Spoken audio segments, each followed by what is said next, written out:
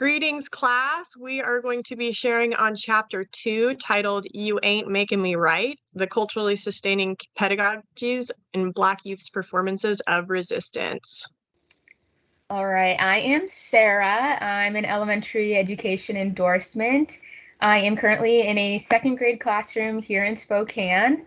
A little fun fact about me is that I love my dog. That is him in the photo. His name is Rizzo, and I love hiking.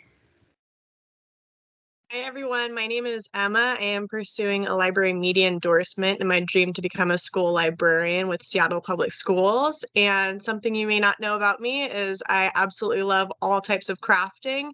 I'm a nature enthusiast, and when I can combine the two, I am a very happy gal.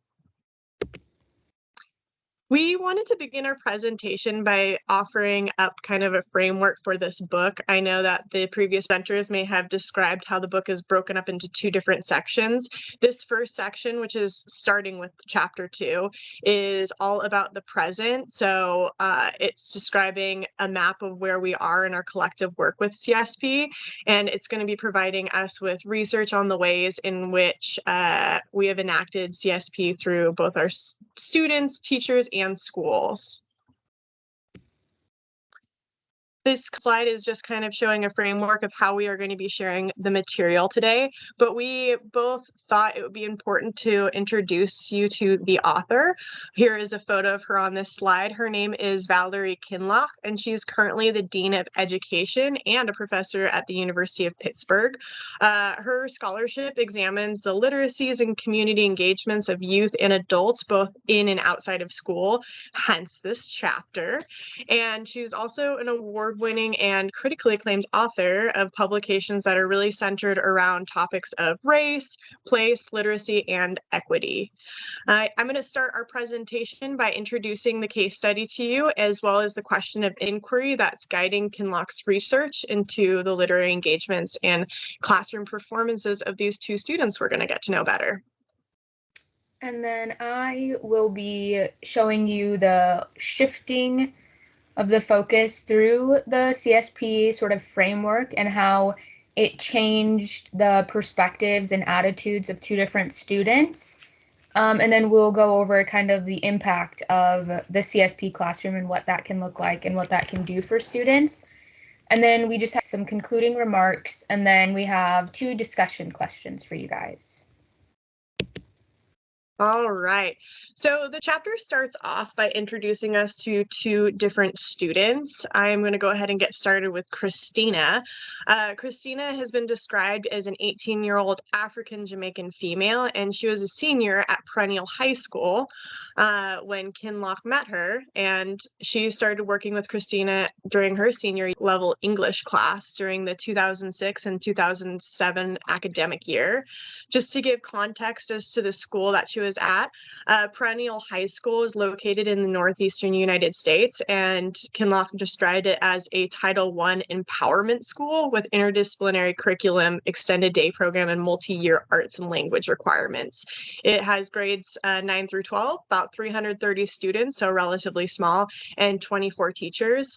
Unfortunately, just due to the correspondence between race and class in our country, oftentimes we can see Title I as being a school that tends to be underfunded and disproportionately students of color. And we see this in the demographics for Perennial High School, in which the students are comprised of 29% Black, 69% Hispanic, and 1% Asian. Christina is a fun character. Her initial impression of Christina was a girl on fire with a tough exterior, a strong sense of self-confidence, and an intriguing disposition that reflected a combination of responsibility and concern on one hand, and impracticality and disinvestment on the other hand. Now, our second student is named Derek, and he was described as a 17-year-old Black male. He is a junior at Truth High School. Kinloch met Derek while working in his junior level English class during the 2012 and 2013 academic year. To give a little description on Truth High School, it is located in the Midwest. It is also a Title I school like Christina's, and it is considered in an urban location, which has implications implications, right? But it's also located in a long-standing white residential community. It also has grades 9 through 12, but is a much larger school with 800 students and 47 teachers. The student racial demographics for that school were 81.5% Black, 5% Hispanic, 1% Asian, and another interesting piece is that the total percentage of enrolled students at Truth High School identified as physically disabled, or 20%. Kinloch describes Derek initially as having a head half bowed and eyes dreaming of something that appeared very far away. He was neither passive nor quiet, but always thinking of something better. She had a fun interaction with Derek in the hallway in which she accidentally ran into him before class, in which she was fixed with a mean mug, which I think we all know what that looks like from personal experience.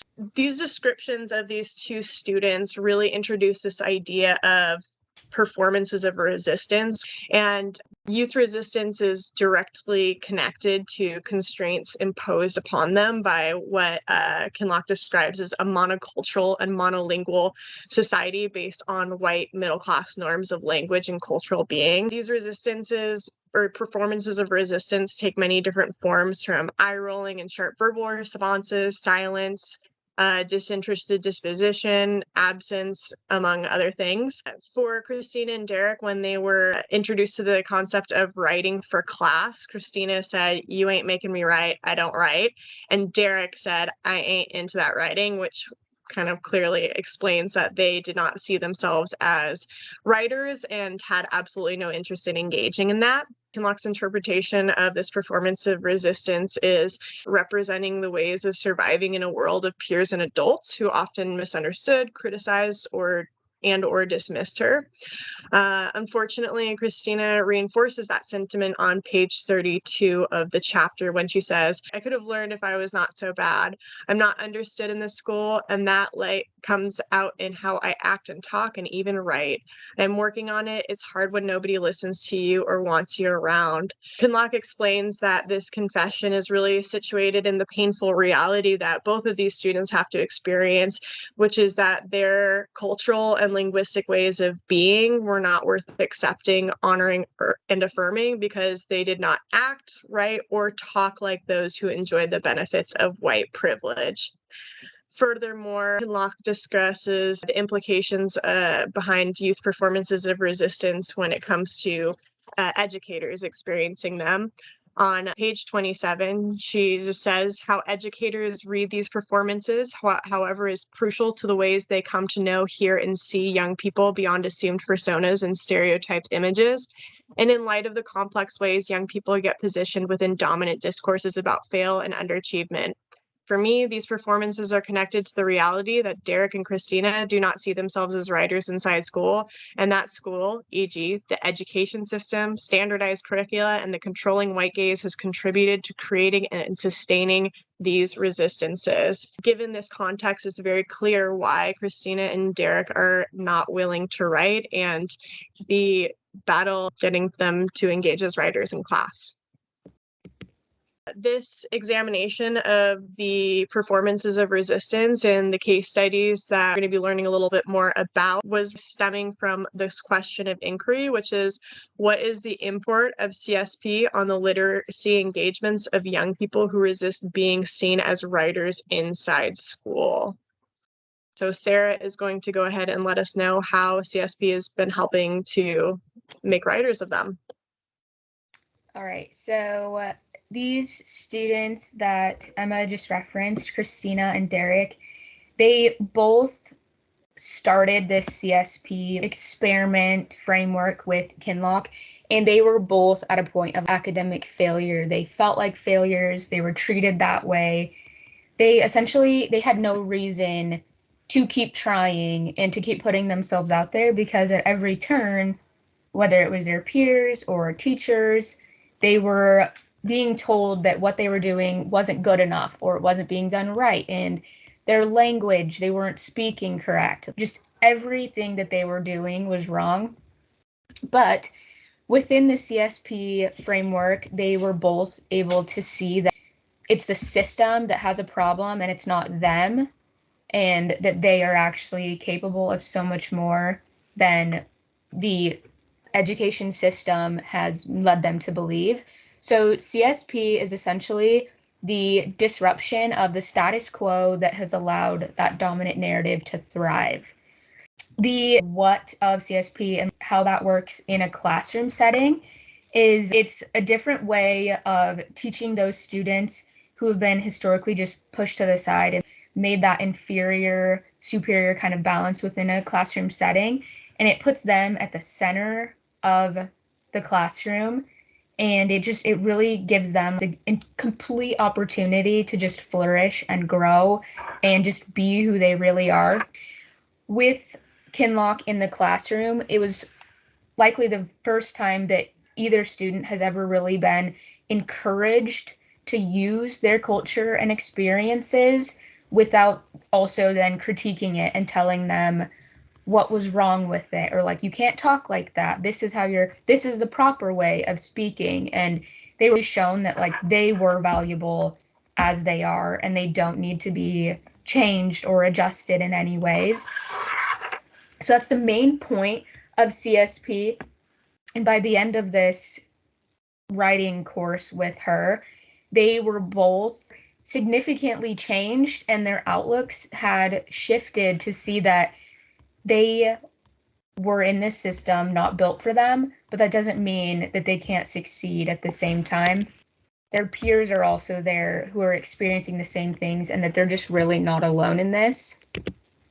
So the impact of the CSP classroom, obviously we have the before perspectives of each student, Christina and Derek, and then through the progression of the CSP classroom and them being given that opportunity to just be who they are and embrace it without being criticized for that. Each of them is now in a place where they know they can succeed and they know they have it in them. So a big part of CSP is the why. So why do we want to incorporate CSP into the classroom? And it puts our most vulnerable and underserved students at the forefront of the class, and it uses asset-based and humanizing perspectives. A big issue for these students and youth of color is their language.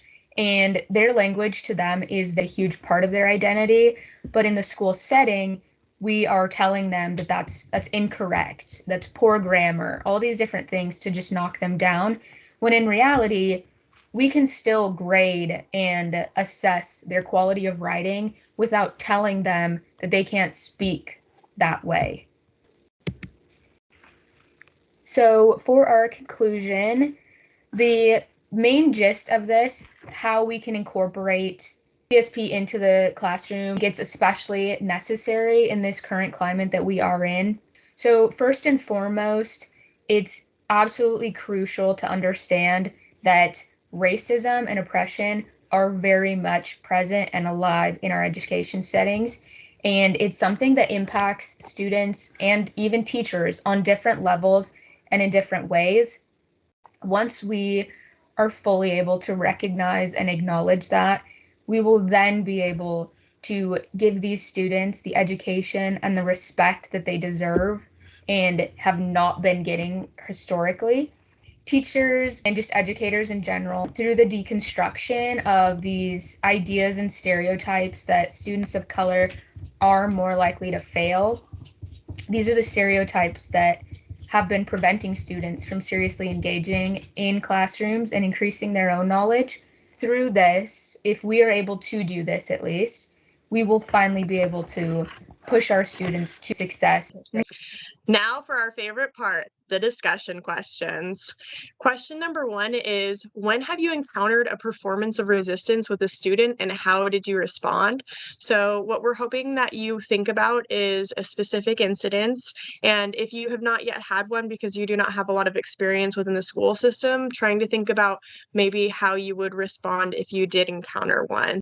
If you want to really dive deep into this response, we encourage you to answer the follow-up question, which is, would you respond differently to that situation now? And if so, how? With this more expansive understanding of the CSP framework, as well as the institutionalized racism and prejudice throughout our education system. All right, and question 2 is, what can you do within your specific academic field to promote a CSP learning environment or classroom? So this is pretty self-explanatory, but how do you think you could incorporate this or promote it, even just in your placement right now? How do you think you could be more inclusive of these students who are being impacted by the racist ideologies that we still hold within classrooms and within education settings as a whole? Thank you all for listening to our presentation, and let us know if you have any questions. The end, guys.